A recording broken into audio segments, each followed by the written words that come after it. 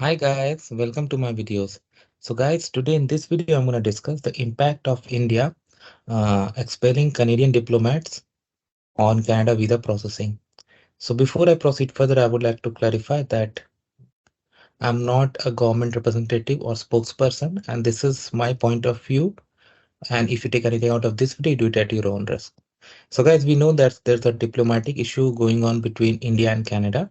I won't go into that details because I have always kept politics out of my channel, and today again I won't discuss that aspect. The only aspect I'm going to discuss is impact. So, New Delhi visa office, or you can say Canada and India, is one of the busiest Canada visa offices, right? We all know that in Canada, around 40% international students come from India, and they have presence in cities like Chandigarh, Mumbai, Chennai too. Now, some offices they have closed for in-person services. Now, this will have an impact. As per my opinion, not only short-term, even long-term visas like spouse sponsorship, permanent residency, these all will be impacted. And this will have much larger impact because in Canada, as like students, they are gonna come, right? So now in my opinion, what's going to happen, like when Indian students apply for Canadian visa and they find that, oh, it's taking too long time. It's too much of uncertainty. If I apply now, whether I'll be taken into the next intake or not, then what are they going to do? Nobody wants to waste their time, right? Because nobody wants gap in their career. So they may look for other options. There are other countries too where international students are going and in huge numbers from India. And probably a lot of these Canadian students will look, a lot of these Indian students planning for Canada would look towards them. They will see Australia, New Zealand, UK, anywhere, USA, anywhere. They may look over there.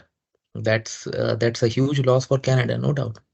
Apart from that, lot of Indians, people of Indian origin, I should say, those who are staying in Canada and sponsor their spouses, parents, because parent sponsorship has also been started now. People are getting invitations to apply.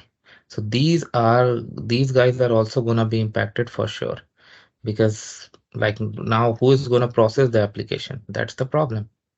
That's a huge problem. Now in terms of how it will be managed, I think that what needs to be done now is to minimize the impact. I believe like this is the best time to streamline.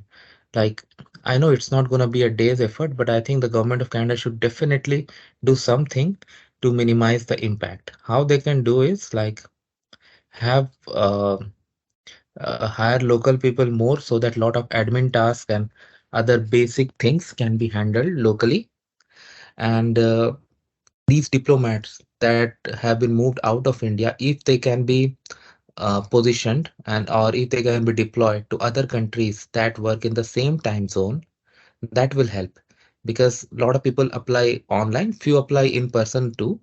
So on paper too. So if for example, just to give you an example, if Canada deploys 5 diplomats in Sri Lanka, those who are coming out from India, and they dedicate them to still process Indian applications. So with online processing, they can work from there also, right? And even in-person services, if somebody needs to come for an interview, they can come to the consulate or embassy wherever they scheduled, and then the diplomat who's going to conduct the interview could sit somewhere else in the world and have a Teams meeting or some online meeting. I think these are some possible approaches that can be taken now to address the situation until things improve back to normal. But how they will do it, I think it's really difficult to say. But the point I'm really worrying about is delay, especially in family reunion visas. Like already when you go for spouse sponsorship, for example, it takes months, right? Even for ordinary cases. Now, what do we expect? Years? I don't know. Maybe more months added? I don't know. So that's gonna be impacted.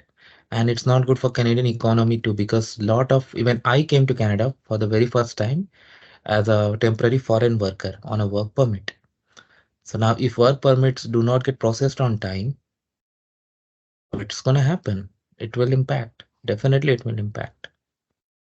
So let's see how things go from here, but it's not looking good. Thanks for watching this video. Please subscribe to the channel. Thank you.